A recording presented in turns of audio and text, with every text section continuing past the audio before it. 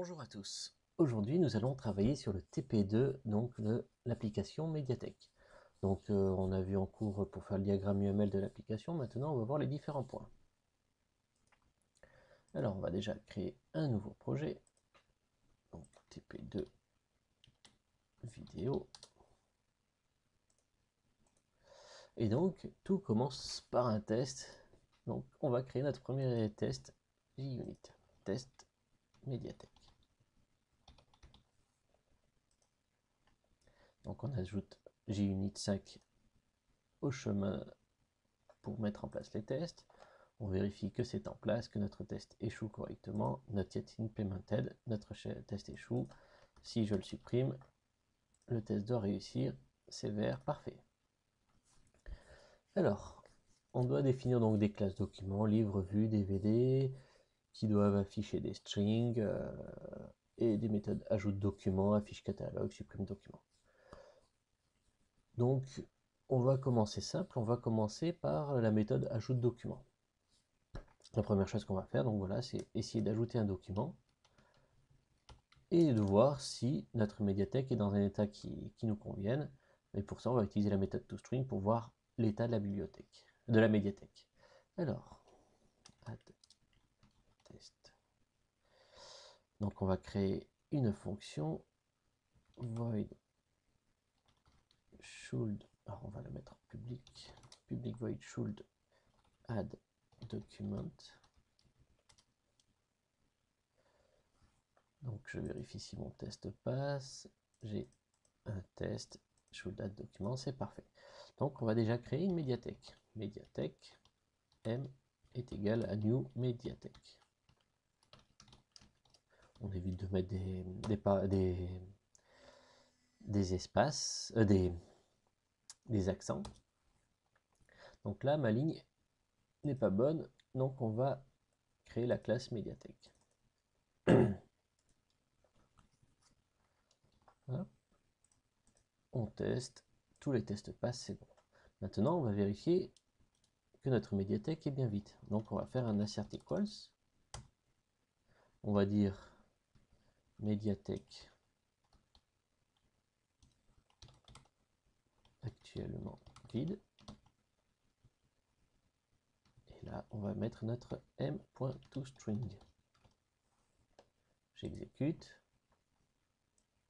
Alors, l'erreur ne s'affiche pas correctement. Donc on a des médiathèques actuellement vide, mais on a reçu médiathèque avec l'adresse mémoire. Donc le plus simple, c'est directement d'aller corriger la méthode toString pour renvoyer ce que l'on attend. Donc j'ai créé ça, le test échoue toujours, je vais rajouter ça. Hop.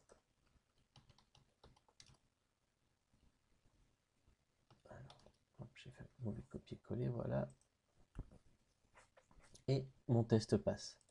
Donc ça, c'est une bonne chose. Maintenant, on va ajouter à la médiathèque, on va ajouter par exemple un livre. M1 add document new livre. Et le livre, on va l'appeler, alors j'aime bien le Seigneur des Anneaux, donc on l'appelle comme ça. Donc on va devoir créer une classe livre. Donc la classe livre est faite. Et on va devoir créer le constructeur. Là, on va l'appeler title directement. Et là, M1 n'est pas document. Alors je me suis trompé, c'est pas M. C'est pas M1, c'est M. Et on va créer la méthode addDocument. Voilà, donc là, on ne se pose pas de questions pour le moment. On laisse tout ça. On verra plus tard pour ajouter d'autres types de documents.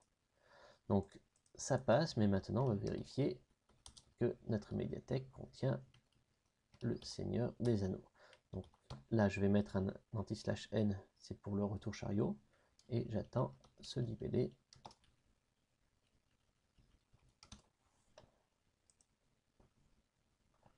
Alors, j'ai reçu actuellement vide, mais j'attendais médiathèque, le Seigneur des Anneaux. Donc là, on peut faire tout simple, on peut dire que vis.livre est égal à livre. L'idée, c'est pas de travailler directement sur des listes, c'est de faire au fur et à mesure, de faire apparaître les différents éléments dont on va avoir besoin et puis on peut les changer au fur et à mesure. Donc je crée un champ livre, j'exécute pour voir si j'ai pas de problème, c'est bon. Et maintenant, je vais faire ça. If vis.livre est différent de nul, est égal à nul plutôt, donc ça veut dire que je n'ai pas encore renseigné de livre. Je renvoie ça, sinon je vais faire un retourne et je vais prendre directement ma chaîne. Le but c'est de faire passer le test le plus vite possible pour pouvoir être sûr que tout fonctionne, et si tout fonctionne, on va pouvoir commencer à travailler. Donc déjà, je vois médiathèque 2 fois, donc on va le faire après. Déjà, le Seigneur des Anneaux, c'est dans le titre du livre, on va voir si on ne peut pas remplacer par le livre. Donc là, je vais remplacer le Seigneur des Anneaux, je vais faire un plus vis.livre. Et vous vous souvenez, vis.livre, quand on l'associe à une chaîne de caractères, ça utilise la méthode toString.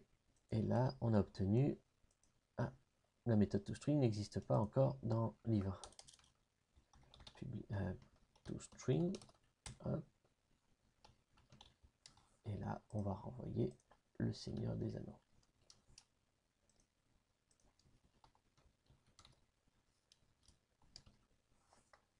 Je teste.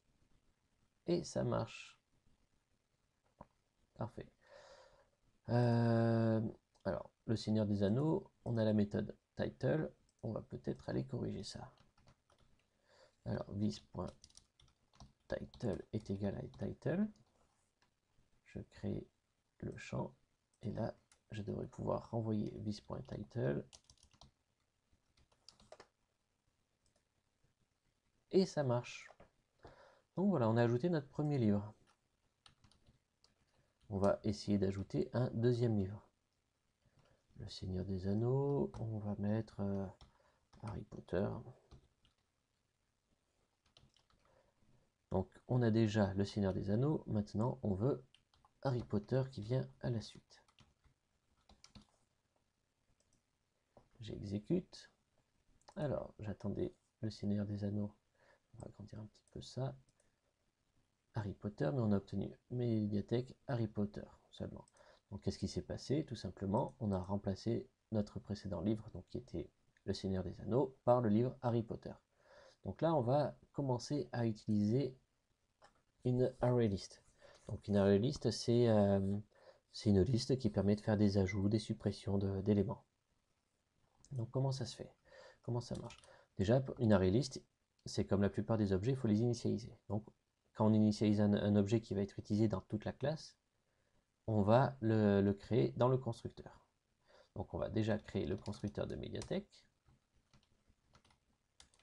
Et on va créer l'attribut thisDocument est égal à new ArrayList. Donc Java Eclipse me propose la complétion automatique. Ça fait donc un import parce que les ArrayList font partie de la bibliothèque standard mais ne sont pas directement disponibles comme les strings. Et là, on va mettre livre pour commencer. Donc j'ai pris un petit raccourci, on va plutôt l'appeler livre, comme ça, ça sera plus cohérent. Et voilà, donc j'ai un ArrayList de livres. Maintenant, mon livre, je peux l'ajouter vis.livre.add et je vais ajouter mon livre. Je vais tester, voir si j'ai toujours la même erreur mais que j'ai pas d'erreur de compilation, donc c'est bon. Et maintenant, on va essayer de remplacer vis.livre sans s par vis.livre avec s. Alors déjà, on va essayer de faire que vis.livre est égal à nul, c'est si je n'ai pas de livre. Donc pour ça, on peut utiliser la méthode vis.livre isEmpty. Si la liste des livres est vide, alors la médiathèque est actuellement vide. C'est bon, mes tests passent toujours, je m'arrête toujours sur le dernier. Ensuite, on va pouvoir faire vis.livre et pour obtenir le premier livre, on va pouvoir faire 1.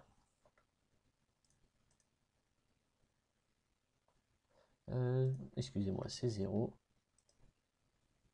Voilà, donc on a toujours le dernier test qui échoue. On peut aller le vérifier, c'est bien le dernier test.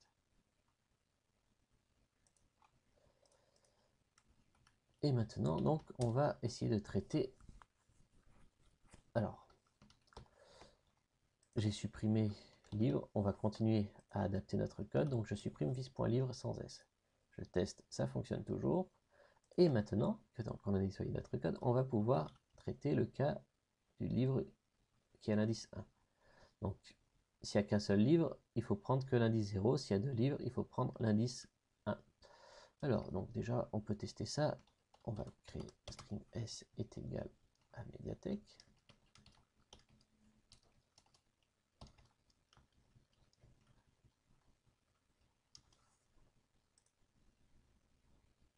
Donc, ça marche toujours. Je suis toujours sur le dernier test.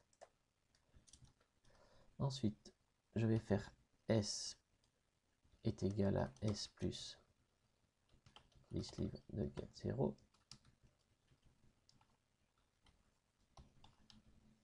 Je retourne s. J'exécute. Mon test passe toujours. Je suis toujours sur le dernier test. Ça, c'est parfait. Et maintenant, if vis.livre.size est égal à 2, je vais faire ça. Et je vais voir si ça marche. Alors, j'ai obtenu le Seigneur des Anneaux Harry Potter. Il me manque un anti/n. Ça passe. Bien. Maintenant, on va essayer de faire en sorte que nos chaînes de caractères se ressemblent. Alors, j'aimerais bien mettre un anti/n ici. Je vais voir ce qui se passe si je le fais. Ah, j'ai deux anti/. Effectivement, là j'en ai un, je peux l'enlever. Si je l'enlève, ça devrait toujours fonctionner. Alors, donc là, on va dire if is.livre est égal à 1. On va faire ça.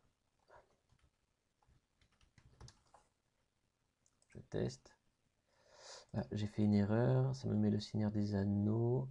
C'est sur quel test? C'est sur le premier. Mais j'ai eu vide.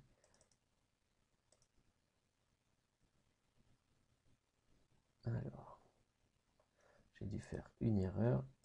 Ah oui, j'ai mis size est égal à 2, on va mettre size est égal à 1. Ah, j'ai encore une erreur. J'attendais le Seigneur des Anneaux Harry Potter, mais j'ai eu seulement Harry Potter. Oui, effectivement, parce que j'ai fait est égal à 1. Donc dans mon cas, c'est supérieur ou égal à 1. Voilà, et là ça passe. Donc je vais essayer encore d'aligner pour que le code se ressemble. Je vais tester en mettant ça. Ça marche. Maintenant, on va essayer d'utiliser une variable. Int i est égal à 0. Je vais faire ça, i++. Je teste voir si ça marche toujours.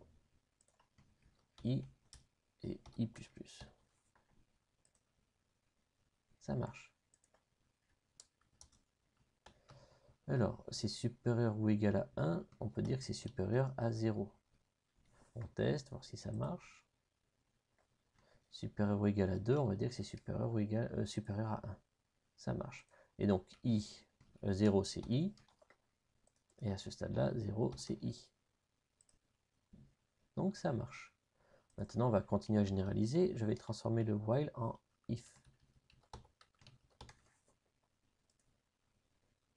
Ça marche.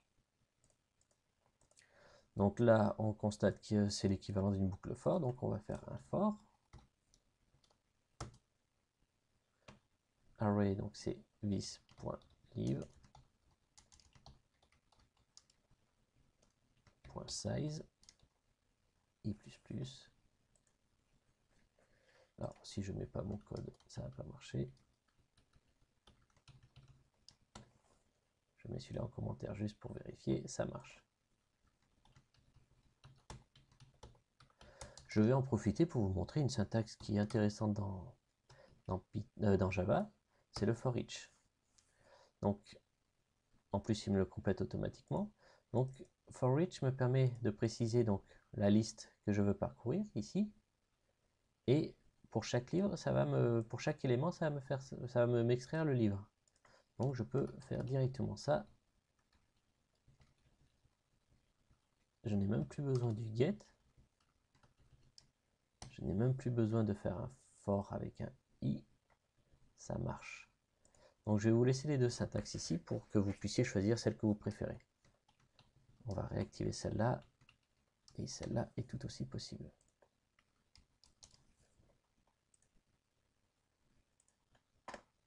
Bien. Maintenant, nous allons ajouter un document. Et là, cette fois, ça va être un film. New film, Matrix. Alors, ça ne marche pas. Pourquoi film n'existe pas?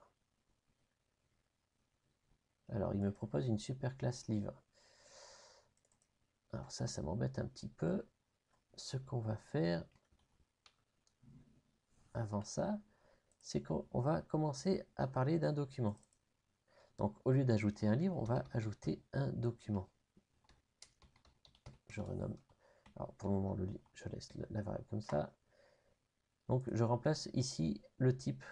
Au lieu d'ajouter un livre, j'ajoute un document. Je vais donc créer une classe document. Et ensuite, je vais aller corriger tous les éléments. Donc, le add ne marche pas parce qu'on attend un livre. Donc, je vais aller modifier ma syntaxe ici. Je vais mettre document à la place de livre.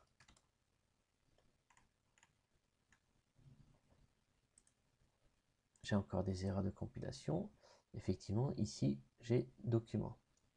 Alors, on va dire que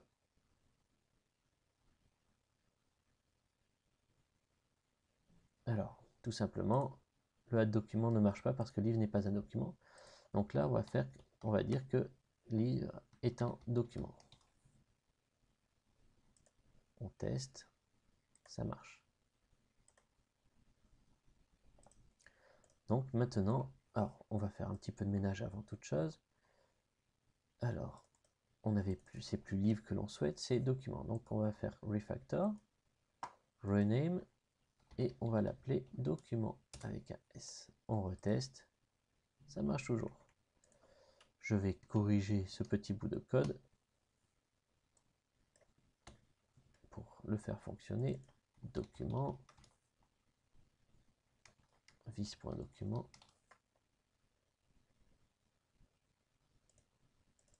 Et là, on va faire encore un refactor rename et on va l'appeler document. Hop, on exécute, ça marche. Je vais remettre ça. Et ça marche. Tiens, je teste quelque chose. Si je fais ça, non, ça n'intervertit pas les deux. Donc maintenant, on va pouvoir ajouter notre livre m.add, notre film, add document, new film, matrix. Donc là, on va créer la classe film et elle hérite de document. Alors, film, qu'est-ce qu'il n'aime pas? Ah, il faut créer le constructeur de film. On va mettre un title. Ça marche. On va faire un assert equals. Et donc là, je veux matrix. Et ça ne marche pas. On a le Seigneur des Anneaux Harry Potter Matrix et on a obtenu film arrobase. Ah, c'est la méthode toString. Donc on va la créer. Et là, on va renvoyer matrix. On exécute. Et ça fonctionne. Donc on se souvient que matrix est dans le titre. Donc on va faire vis.title est égal à title. Et on va renvoyer vis.title. Et ça fonctionne. Donc voilà, on a rajouté un nouveau type en indiquant que c'était un film. Et ça fonctionne. Alors, on va faire une petite particularité si vous souhaitez. C'est bien de savoir le Seigneur des Anneaux, mais je ne sais pas si c'est un livre ou si c'est un film. Donc on peut dire livre le Seigneur des Anneaux. On va corriger tous les tests.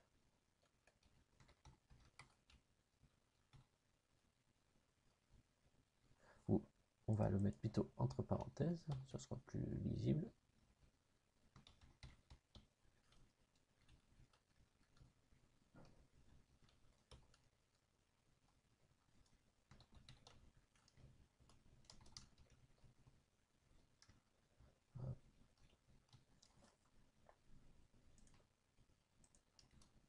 Et là, on va dire que c'est un film.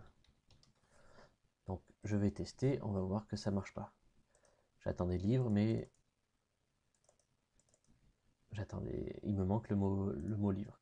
Donc, on va aller corriger livre, et là, on va pouvoir faire ça, plus livre.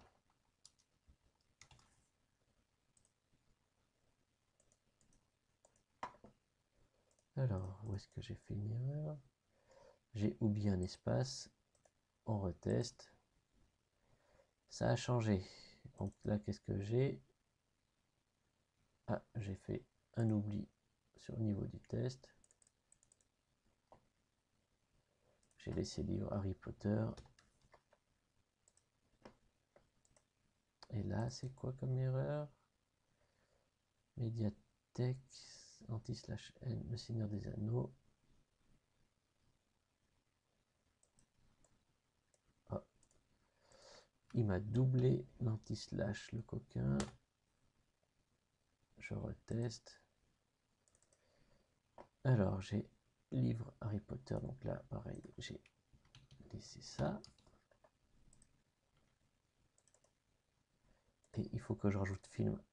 Donc, film. Et là, on va faire plus film.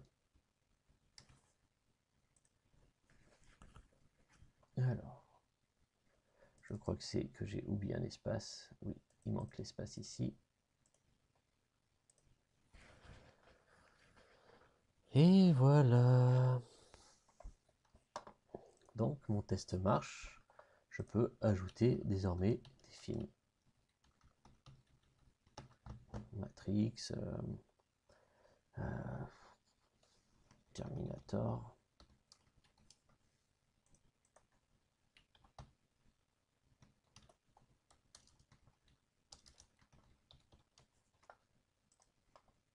Et ça fonctionne.